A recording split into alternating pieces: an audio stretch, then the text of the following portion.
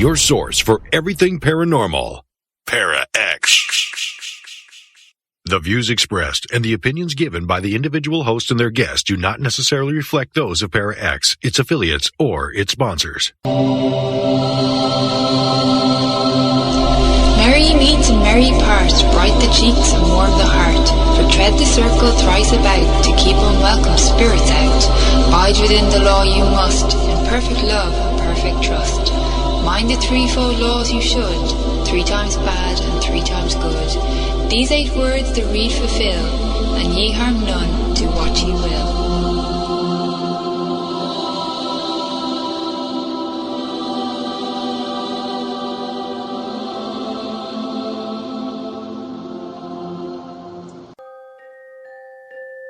Welcome to Stirring the Cauldron on the Para X Radio Network. And now, here's your host, Marla Brooks.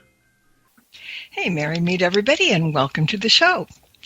My guest tonight is author and psychic Lawren Leo, and he's traveled throughout Europe, North Africa, and the Middle East, and his fascination with the occult led him to study the Kabbalah and methods of divination. And there are the catalysts for his writings, they are. And he provides spiritual counsel also at his metaphysical bookstore, New Moon Books, Crystals, and Candles. And he was here a couple of months ago talking about his really good book, Horse Magic. And today we're going to be talking about his fiction book called Love's Shadows, 9 Crooked Paths. And we've got a lot to talk about. And so, Lawren, hi, pop in. Hi, Marla. Thank you for having me back. Thank you for turning me on to the book, because I really, really, really did like it. But before we jump into that, I just want to mention to everybody that when we come back from our mid-show break, you're actually going to read one of the stories from the book. And then we can kind of talk about it afterwards. So thank you for agreeing to do that. Absolutely. Yes, I'm going to read In the Moors. It's one of my favorites, short stories from the collection. Yeah, I really enjoyed it. I mean, well, the whole book. I finished it. I did all the chapters, and today I wanted to save one for last, and so, yeah, that was really good. But, okay, so really this book is unlike any of the others that you've talked about on the show. And as I mentioned before, this is fiction, but certainly it's way different than the run-of-the-mill love stories that people are used to hearing, the Hallmark variety or whatever, Barbara Cartland. But so what muse tapped you on the shoulder and decided you should write a book like this? That's a good question, because really it came from my psychic ability. So I would be in a trance state, half awake, half asleep. And I would have a vision. And the vision that would come to me would be, for instance, I saw a little boy in eastern India. I knew his name was Anik. I knew that he was deaf. And that vision would weigh on me, and I had to write about it. Mm-hmm. It was almost as if that character had come alive within me and wanted me to talk about his life. And then I would get wrapped up in the story because it was so powerful. The character would take shape. But, even more, this is all about love. Mm-hmm. So at the time when I started writing this book, love is, there's always something hidden when it has to do with real love.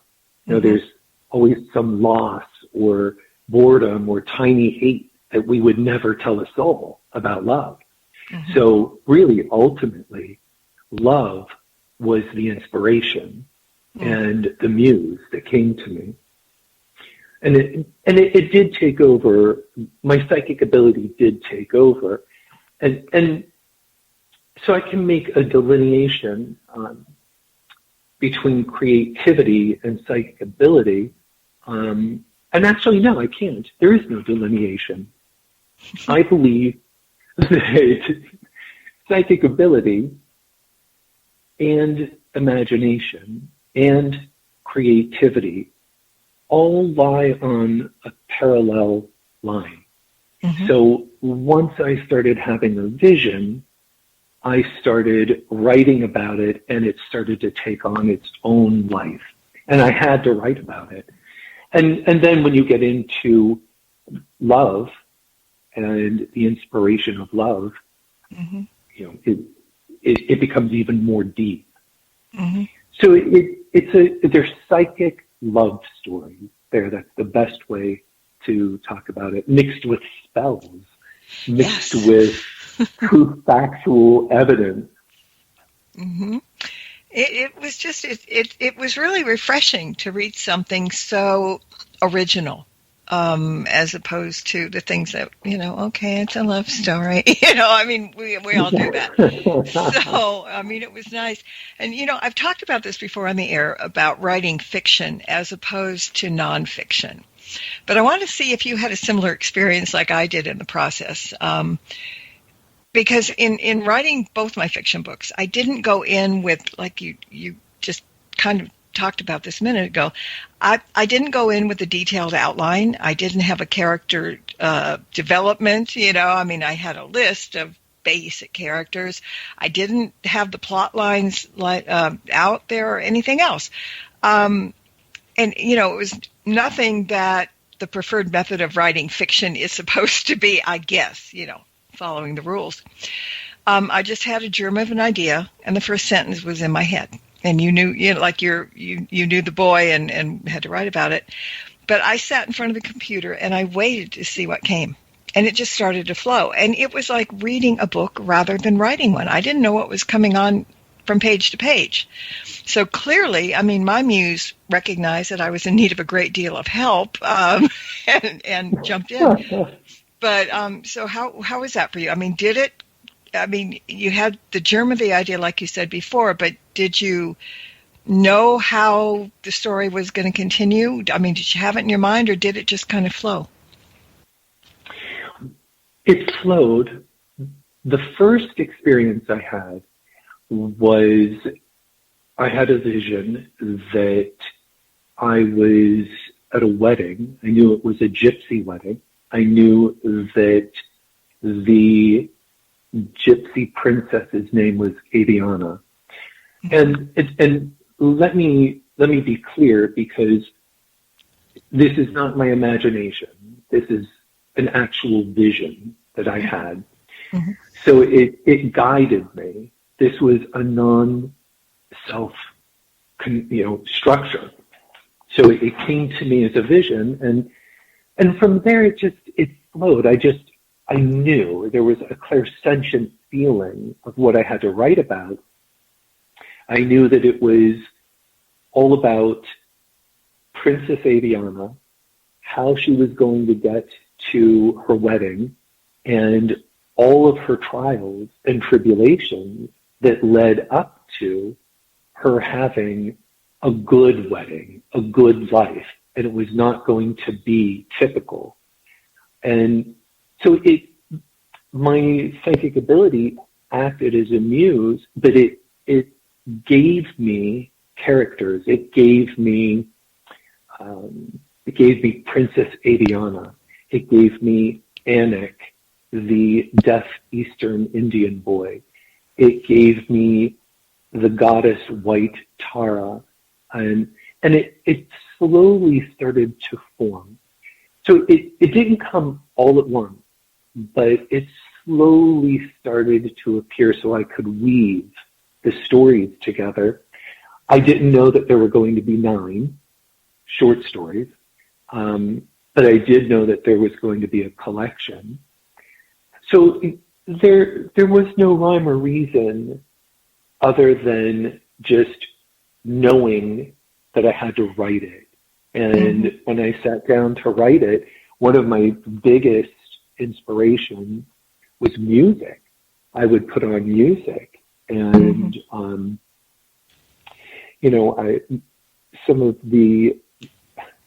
music echoes our distress, right? It either echoes our distress or it echoes our joy, and it helps us emote. And I believe that you can't write without using magic and creativity. You have to have some kind of inspiration and imagination, and I found that the music that I listened to, which I mention in the book, actually helped me pull together a lot of the themes. Because at first the themes, even though they were there, they were clear. I knew that I saw the ending first. It was the wedding for Princess Adriana. I still didn't know exactly where I was going to start. So it was still nebulous. And the music helped guide me through the weaving process and to create stories. So yeah, I would say that music, psychic ability, and creativity were my muse and inspiration. Yeah, and we all need it. I mean, it's funny because when I was writing my book, it's kind of I don't know, can't even explain it. It's not a Harry Potter at all, but it has similar aspects to it. But all of a sudden I was getting things that, like, I had a 5-headed dragon in the story. And I found a 5-headed dragon glass figure, and I had to buy it. And then one of the other things that I talked about in the book was a Merkaba, and I had to get one. So there were, with me, it was objects that were there, and there was a quote, something about magic happens or something, and I found a plaque that said that. So I was kind of looking at things as inspiration too, just in front of me, because I had to get the dragon. I had to get, and it worked out that way. So yeah, there's always a way that we get in, and it puts us in a comfort zone, and it helps the writing keep flowing. So it does. It's these wonderful affirmations that actually come to us. So, you're talking about the affirmations that were around you that started to appear, and it's letting you know you're on the correct path. Yeah. You're creating. You're in the midst of creating. And I think for me, each story as it adapted became a very personal story for me. It started to pull in part of my own personal experience, and then I would study. I would learn about the facts of, for instance, when I read in the Moors later in the evening, I started reading about Portugal and the Napoleonic Wars. I wanted to actually see what was going on in real life. So I'm able to actually tune in and weave a story that actually makes sense. So if someone looked up the name, Duke Arthur Wellesley, that man exists.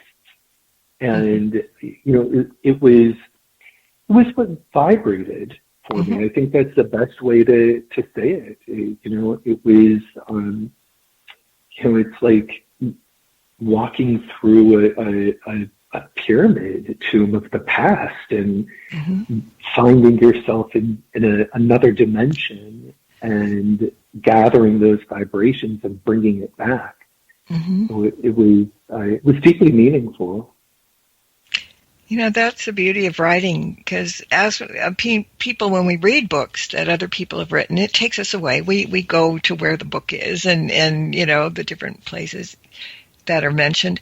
But also when you're writing, we're setting the tone, and we're there. I mean, I saw all the locations that I made up, but I saw them as real in my head. I mean, I knew, what it looked like and what this tapestry looked like or something like that. It was always very clear. And that's the beauty of writing, because as we write, I mean, yes, there's the grammatical part and some of the technical stuff that kind of gets picky after a while.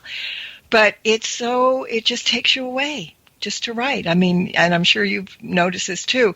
You sit down and it's 11 o'clock in the morning and you're sitting there and thinking, oh, it should be lunchtime now. And you look and the clock says 3 o'clock.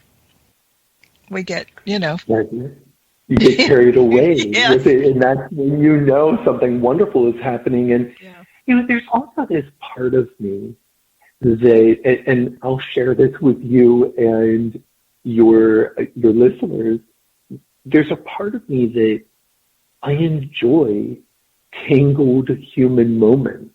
I like that. Mm-hmm. I like to really delve into people's hearts. I don't want something easy. I want something that's going to baffle people. I want something that is, I'm a bit of a twisted knot sometimes, and I want to look into what does that mean? I want something interesting to happen. So I have to look for intellectual stimulation and emotional stimulation consistently. Mm-hmm. And with that, it helps me emote and it helps me write. It's a multidimensional process. It really is. And mm-hmm. that's what you're talking about as well. You sit down at 12 o'clock to start writing, and the next thing you know, it's 3 or 3:30. Mm-hmm. Yeah.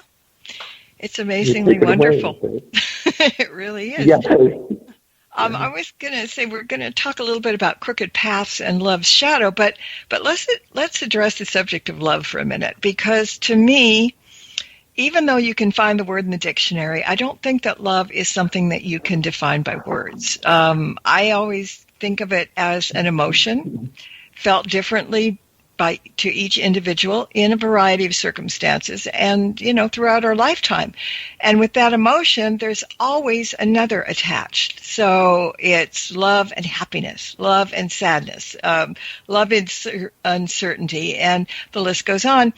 So love drives us to sometimes crooked paths and comes out with a lot of different shadows, which I think is captured in every story in your book. Am I on the right track here? Most certainly. When I think of the concept of love, there's so many substructures, right? Mm-hmm. Because there's romantic love, intimate love, familial love, friendship, agape. There's so many substructures that really, what determines love? What does love really mean?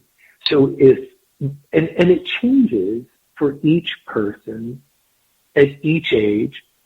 I remember being in my teens and someone saying, oh, you don't know what love is. You're too young. Mm-hmm. Well, really, when you're in your teens, it's when love is the most intense. Mm-hmm. So it's how do we define love? And I've noticed that love in this book, Love's Shadow, 9 Crooked Paths, took on a little more of a dark and sinister turn because as we grow, as we mature, we become more wise. We know what we want more of. We know what we want less of. But for some reason, throw in lust, passion, and love, and you get lost in the woods. It's very, very difficult. So these paths that I created were paths that treated love as a narcotic. It treated love as a medicine. It treated love as a healing balm. And it also looked at the dark side of love. Why are you in love with this person? What do you want? What's your agenda? What does it really mean to have this love? And that's where the psychic side came in. In one of the short stories, I talk about a witch that actually stabs out all of the negativity from from Princess Adriana's love line, and she does it with a needle. So she plucks out all that's bad. So she's explaining to the main character, look, you think you're in love. You're not. You're with someone that is going to beat you. You're with someone that is not treating you with power and respect. So love can fool us, and love can take on these dark turns. And that's where the 9 crooked paths came into play. I don't think that love can be completely defined. I think it changes consistently. Mm-hmm. And at one point, it can plateau. And that's when you have to understand, well, is it reciprocated? And nothing is ever reciprocated 100% perfectly. Mm-hmm. And that's where the conundrum comes in, and ergo the 9th path. Mm-hmm. Most love stories end in tragedy. Right. And that, and without giving anything away, we talked about this before, but these stories seem to be independent of each other and can be enjoyed as such. But I kept reading and reading, and then when I got to chapter 8, there was this big surprise, this explanation as to the purpose of the first 7 stories. And it really made me smile. And all the shadows from all of those up to 8, when I read the last chapter, it just kind of closed around me and went, okay, this is all good. It's very cleverly written in that respect. It somehow came together at the very end. So I saw the end first. I saw the wedding, without giving anything away. Mm-hmm. I did see the end. I saw some of the main characters in my mind's eye, and I knew I had to write about it. But there was one point where there was a definite demarcation in how I was writing, and it was towards the end, and I knew that the entire book at this point was just going to change. It somehow had tricked me into writing what it wanted me to write. I feel almost as if the spirit wanted me to write this book for a very particular reason. Mm-hmm. And the last portion, the last short story, pulls it all together, and it shocked even me as I was writing it. See, and it, yeah, exactly, yeah. It brought a really beautiful.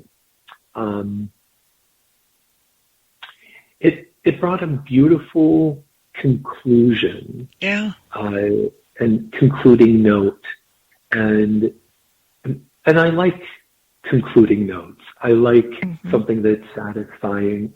I think most people do.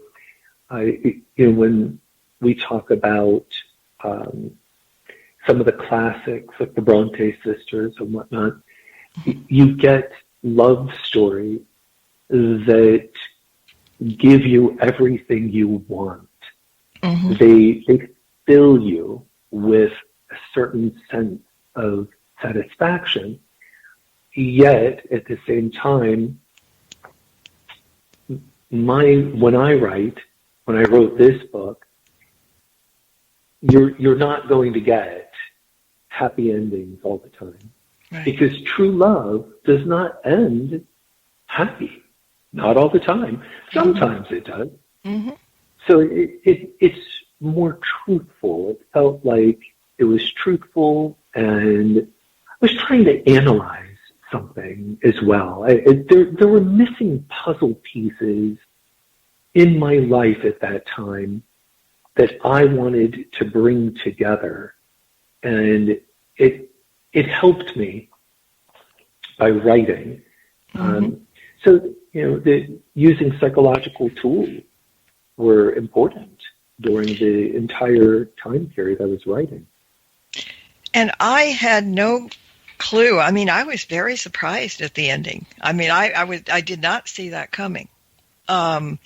I was just kind of following, the whole book, and okay, well, here's, another shadow and whatever.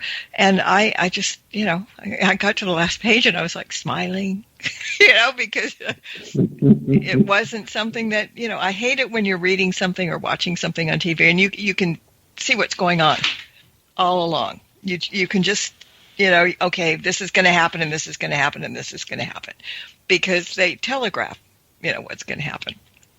And not so with this. And so I was just like, okay, I was really good. And now I want to go back and read them all again just to kind of, put it all together to see if the second reading is going to make it more sense when you read than the first time. Because, sometimes I like to read things over and over again. So I am definitely going to read it again. But did you?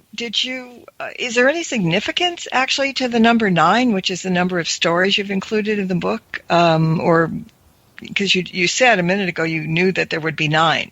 Why 9? So the number 9.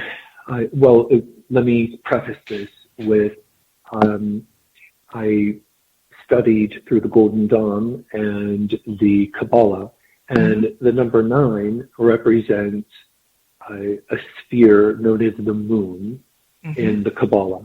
And the moon, as we know, waxes and wanes. And I believe that our shadow self waxes and wanes. I believe that love and passion waxes and wanes.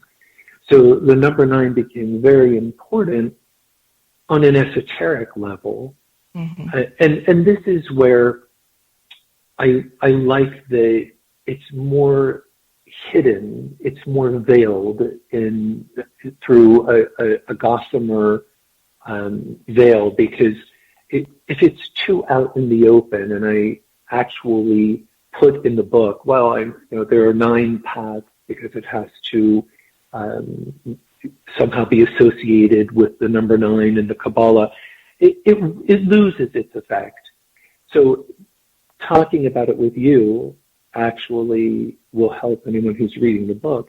So it is associated with the waxing and waning of our lives and our passions, and it has to do with the new moon, the full moon, the dark moon.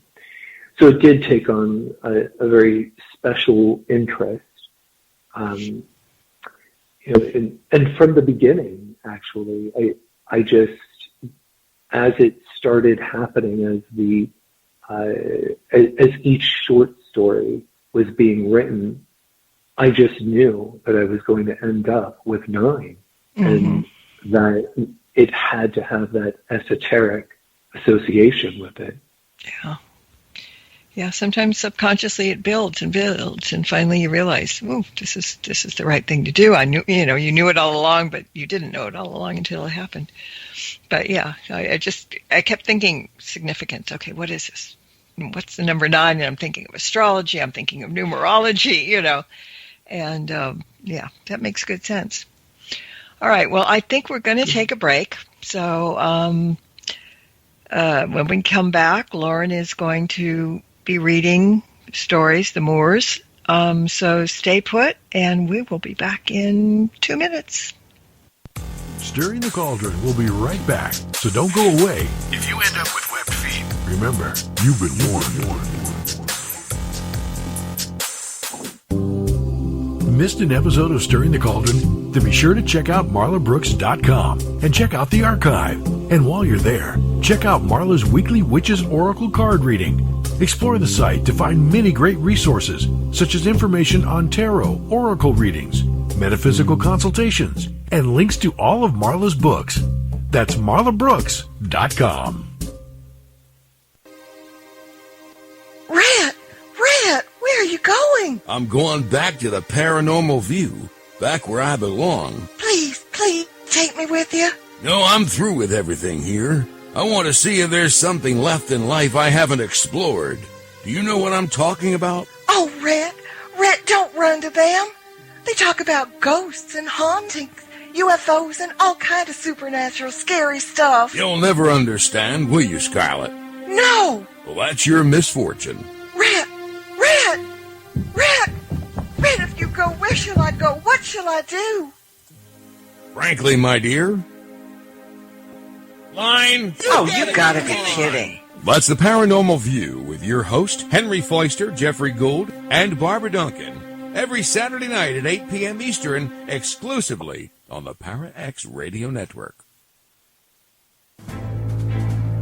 Welcome back to Stirring the Cauldron. Once again, here's your host, Marla Brooks.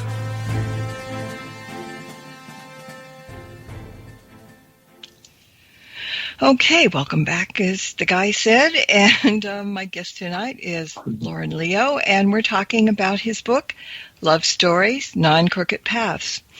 And now it's story time. So, Lawren, you can tell us a little bit about the story that you chose, and then proceed to the telling. So I'm going to read the second short story. It's called In the Moors. And let me preface it with,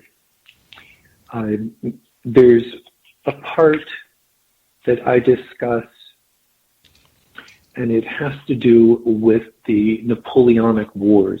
So in the early 19th century, the French invaded Portugal.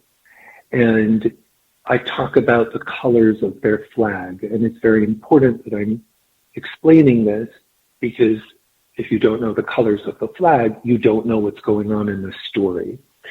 And at one point, and this is true, it's factual, there is a man by the name of Arthur Wellesley, who's the first Duke of Wellington, who pushed the French out of Porto.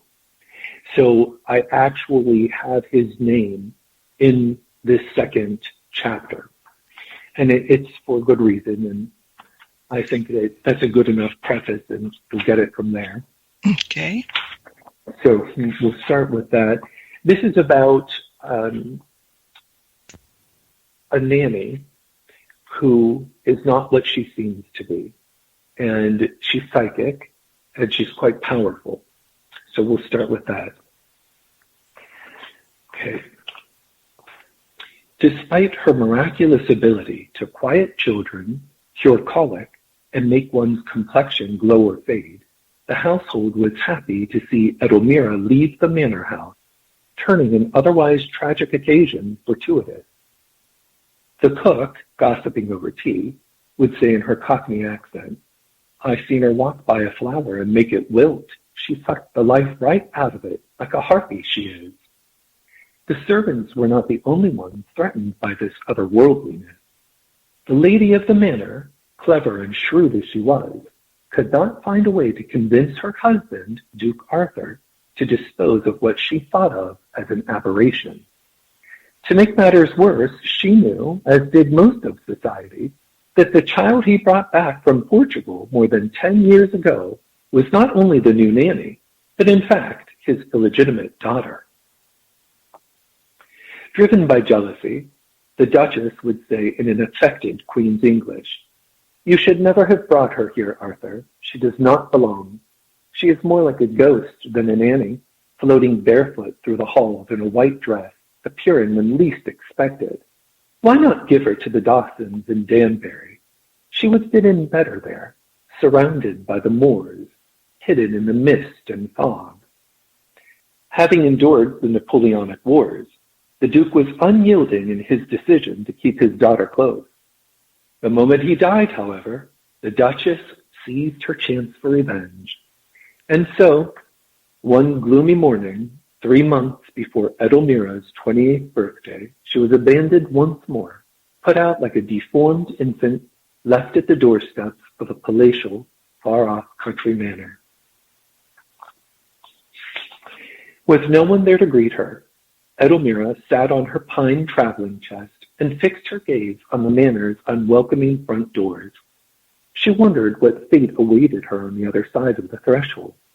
A dragonfly hovering closely seemed to answer. You are soon to take care of a lonely little girl, Edelmira, who lost her mother at childbirth. Beware your mistress, a stepmother filled with spite.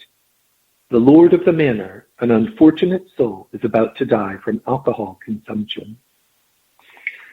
Edelmira accepted her future with unnatural ease, for what was incomprehensible to most was to her quite normal. Since childhood, her gift brought her a form of unique insight, allowing her to understand the bits of thought that were found behind the creation of physical matter. Reality, to her, was an illusion. An angel once told her in a dream, the earth is a mosaic, and most fail to notice the gossamer tesserae floating down from the realm of the mind that form its images of beauty and horror. Of scenes of horror, Edelmira had plenty, but one in particular would dislodge itself from memory at her most vulnerable moments. It started as an inchoate feeling at the top of her head, slowly turned into panic, and then picked up speed until it gushed downwards, unstoppable like muddy waters rushing from an open floodgate. The only control she had was to bargain with it. Take over my mind, but never my heart. Take over my mind, but never my heart. So painful were the emotions attached with the memories that she could endure only peripheral flashes. They had the Medusa's power. Facing them head-on would turn her to stone. Sensing its approach, Edelmira hugged her knees for support. Through tightly shut eyes, she saw herself as a little girl playing in a sun-drenched field of tall wheat. A beautiful woman holding an infant watched on, smiling and content. From the left, a soldier in blue and white galloped towards them on horseback, gun in hand. Edelmira opened her eyes in an attempt to stop the inevitable. Instant nausea reminded her of the bargain, and with a deep breath, she closed her eyes again in assent. Now she saw herself hidden in the wheat. The pounding of hooves could not mask the sound of the soldier's gun.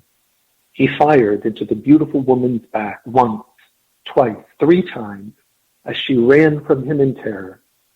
In the 5 seconds it took to fall forward onto the ground, she had managed to pull her baby closer in a spasm of protection. But the innocent angel was pressed under her mother's dead weight, setting her soul free as well. Edelmira opened her eyes screaming, ending the scene in operatic tragedy. A high-pitched sound between her ears threw off her equilibrium. She returned to the memory just for a moment, staring in shock through blood-stained wheat all those years ago. Where were her mother and baby sister? But they were gone as soon as the vision faded. He must have been alarmed, opening the doors onto such a bizarre scene, the new nanny silhouetted by the first rays of morning sun, staring at him with piercing green eyes, long blonde hair, and tears running over porcelain skin. But Mr. Dunn, having survived the past 62 years as the Dawson's manservant, held an inscrutable face and voice. Good morning and welcome to Danbury. I am Mr. Dunn. You must be Alameda. I will be taking your traveling chest to your room now. Poor, unsuspecting Mr. Dunn.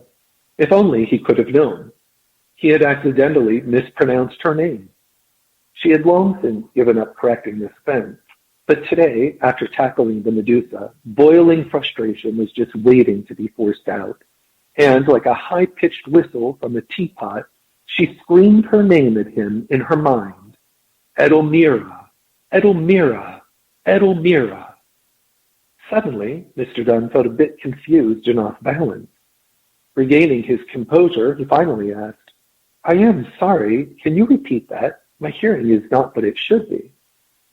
But there was nothing to repeat except a pause and a gaze. My name means princess, she thought to herself, and wanted to cry even more. Instead, with flawless British English, Edelmira spoke out loud for the first time. I will be taking a morning walk first. Mr. Dunn raised an eyebrow. The gossip was true. He could sense it. She was the dead Duke's daughter. Well, please do hurry. We are short of staff, and the mistress will... Before he could finish his sentence, Edelmira stood up, brushed herself off, and headed into the moors. On her way, a red grouse revealed itself. Its famous trill, ending in go back, awakened a beautiful memory from her past. She could hear in her native language, wait for me, my love. I will find you, my love. A decade seemed like yesterday as she remembered the small boat she was on as it pulled away from Porto's shore. She was 17 years old, and those were the last words she would hear her lover speak, that they were enough to satisfy her for a lifetime. Through all the sadness and pain, Edelmira's bargain worked. Her heart was untouched by bitterness. Smiling at this thought, she let warmth and love surface with the rising sun. Hidden by diaphanous clouds of mist and fog, floating gracefully over veils of heather and flowing runnels, she began to dance, swaying left and right, and leaping, jumping, prancing. It was a dance of freedom, a dance of strength. Celebrating with her, the spirits of the moors blessed her in her native tongue.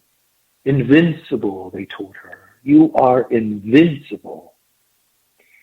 Back at the manor, Edelmira's dance could be sensed by the lonely little girl from the dragonfly's message. Mysterious emotion, one bordering on hope and power, triggered her curiosity as she watched from the second-floor window, trying to discern the movement she saw through the mist. The children's eyes, innocent and unconditional, see differently than adults. Father, said the little girl, pointing at the window, look, it's Princess, the horse you bought me for my birthday. She must have escaped from the stables and is prancing about. Without looking up and placating her, he responded, really, darling, where? Can't you see, Daddy? In the moors. The end. I had to find my button. I muted you. Yeah, and that, and if anybody in the chat room has any questions or comments about the story or about the book or anything to ask, Lawren, now's your time. We've got some good time to kill here. That story just kind of made me stop and think really hard at the end, at first. And I really, that's what I wanted. These short stories are called a slice of life in French. And what that means is that you're able to interpret it any way you like. They're meant to make you think. They're meant for you to read over and over. This is not a short story that you're going to read once. It's a short story that you're going to read and read again and try to interpret on your own. And I did that purposely. It's a very difficult genre to write. Not that I'm an expert at all in this genre, but I delved into it because it fascinated me. It's a genre that leaves you hanging. Is Princess a horse? Is she really a nanny? Is she really someone that is psychic enough to speak to a dragonfly? Is she going to help this little girl? And is this little girl really seeing the magic of a horse totem or the magic of innocent eyes? It raises so many questions, and it raises the question, most importantly, of how formidable is your spirit? All of her energies came to her. They said, you're invincible. So with all of this sadness, this illegitimate girl born out of wedlock in the 1800s, who's a nanny, who is left at a doorstep like a deformed infant, abandoned. Out of all of this sadness, she has somehow found the ability to maintain not allowing bitterness into her heart.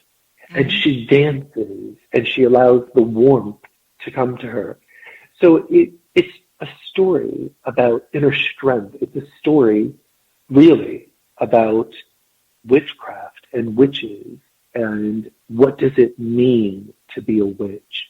What does it mean to have the power within you to overcome all of the obstacles and all of the tragedies that life belies upon us? It's a very powerful, meaningful short story, all within 4 pages. And the ancestors coming to help her in the end. You're invincible. So it leaves a lot for self-interpretation. Yeah, it does. And, you know, I mean, I read the ending, I went, wait, horse? Really? And you know, and it made me stop and think. But then when I was also reading the part where she was on the boat, you know, separated from him, that little bit of love right there, 3 or 4 words would hold her for a lifetime, and they were enough. Because I'm thinking, oh, that shouldn't be enough.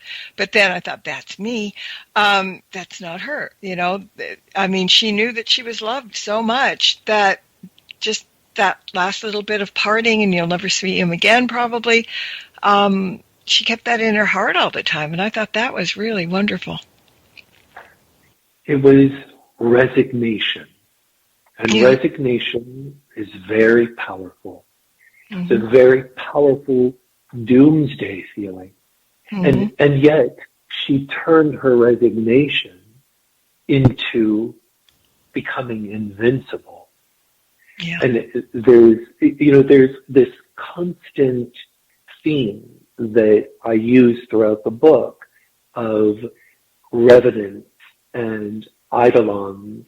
So, you know, these are words for spirits and ghosts and disembodied spirits. So it's spirits and ghosts and people that are shy and that are hidden in the moors. She's out in the moors in these fields covered with mist and fog. Is she real? Is she not real? And does she need to hide? What is it that she's hiding? She'll never show the truth. She can't. It's done. Her father passed away.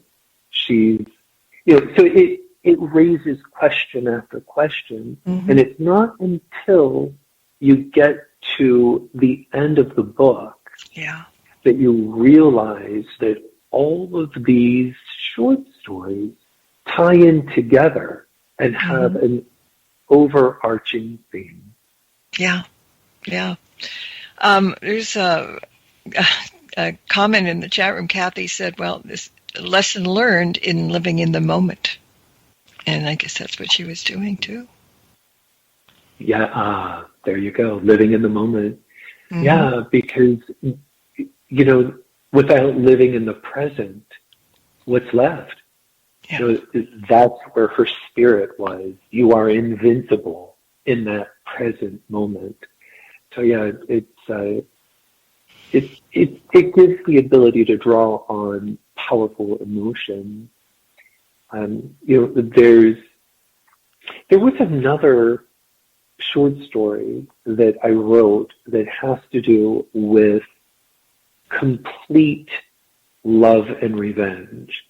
And it's the one about, and I don't want to give too much away with it, but it's the one about Valentina, and she's a witch, and she's about to open up her birthright, and her birthright is from her grandfather, who is from Naples, Italy.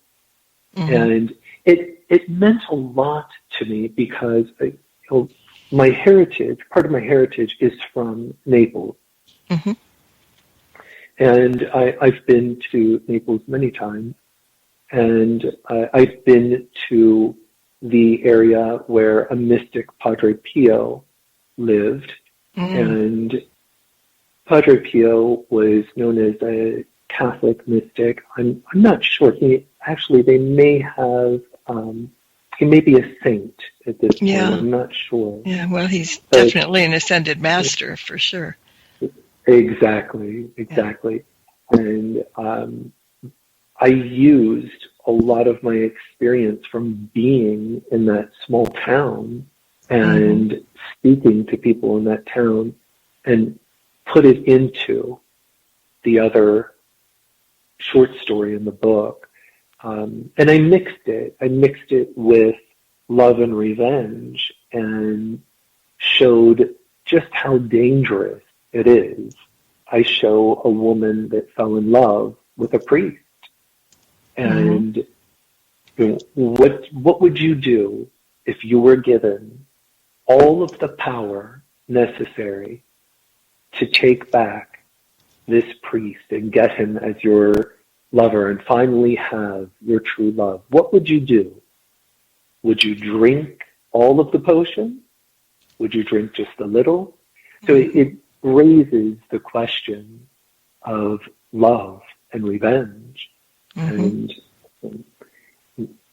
once again, it's all about control. How do we control the passion and the love within us if we have that power? Yeah, when I was reading that, when she got the instructions on the spell, you drink half of it, you're good, drink it all, you might not want to do that. And I'm thinking, 1 minute you're thinking, okay, well, she'll abide by that. And then the next minute you're thinking, oh, she's going to drink the whole thing. I mean, there's so much food for thought in these stories. Just little simple bits, somebody saying, okay, well, here's a spell and this is how you should take it. It already you're starting to go through your head. What's she going to do? What's she going to do? Well, what would I do? And no, she may not do. I love to be able to read an intelligent story and make my mind work. This is always a good thing. Yeah, it triggers. It creates intellectual conversation within your own dialogue, and but my favorite short story out of the entire book is the last one. Mine too. Embellished. Yes. Really? Yeah. Oh, I'm so happy and surprised to hear. Tell me why it's your favorite. Well, again, partly because I didn't expect the ending, but it was you were like teasing all the way around. I mean, you left all the little clues of what could happen, but they could go one way or the other. And, you gave a little history of, what her life was like before and what it is now. I mean, it was so completely, thoroughly interesting that I was sorry that it ended. But I was happy the way it did, but I just wanted more, actually. There was something about the way the last short story was constructed that was so powerful for me. I do love the opera, and on the last, and in fact, all the short stories have some kind of operatic experience involved with them. Because opera, as we know, is tragic, right? But it also can end on a beautiful note. But what moved me was the idea of all of the different chandeliers at the Met that were really created based on the Big Bang theory. Yeah. And I found it so fascinating that it held such a rich metaphor that it had to be used. Yeah. So it just started the last chapter with a big bang, and it was just one of my favorites, and I like the way it ended in the sense of pulling everything together, and that happened, I believe, just naturally. That was not.